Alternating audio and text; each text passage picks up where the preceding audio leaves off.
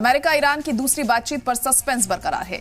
Iran के दूसरे दौर की बातचीत से इनकार। ईरान नहीं भेजेगा अपना डेलीगेशन। अमेरिका की नाकेबंदी से नाराज है ईरान और इसलिए उसने ये साफ कर दिया है कि वो इस्लामाबाद अपना डेलीगेशन नहीं भेजने वाला है, यानी कि बातचीत से उसने इनकार कर दिया है क्योंकि अमेरिका ने सीज फायर के खिलाफ वर्जी की है और नाकेबंदी की, जिसके बाद अब ईरान के तेवर भी अब कड़े दिखाई दे रहे हैं यहाँ पर और ईरान ने ये साफ कर दिया है कि वो बातचीत नहीं करेगा और इसी के चलते उसने ये ऐलान कर दिया है कि वो अपना वफ्द इस्लामाबाद नहीं भेजेगा बातचीत के लिए। हालांकि कोशिशें की जा रही हैं कि ये बातचीत हो सके क्योंकि बहुत ज़रूरी है इस बातचीत का होना। सीज फायर की मियाद को आगे बढ़ाना भी बहुत अहम हो जाएगा और उसके लिए ज़रूरी है कि बातचीत हो। लेकिन अब जब ईरान ही राज़ी नहीं है तो ऐसे में किस तरह से आने वाले वक्त में क्या होता है ये देखने वाली बात होगी। हालांकि पेजेश्किन को मनाने की कोशिश भी लगातार की जा रही है कि वो बातचीत करें।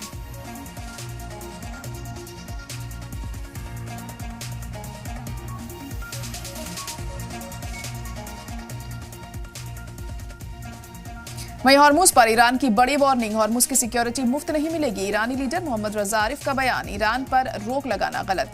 दूसरे ममालिक को महफूज रास्ता मिला। उन्होंने साफ कहा कि ऑप्शन दो ही हैं, या तो सभी के लिए तेल बाजार खुला रहे या फिर हर किसी को इसकी कड़ी कीमत चुकानी पड़ेगी। आरिफ ने यह भी कहा है कि दुनिया में ईंधन की कीमतों में स्टेबिलिटी तभी आएगी जब ईरान और उसके हामियों पर माली और फौजी दबाव पूरी तरह से खत्म कर दिया जाएगा। तो हॉर्मुज पर ईरान ने यह बड़ी वार्निंग दी है कि सिक्योरिटी मुफ्त नहीं मिलेगी हॉर्मुज की।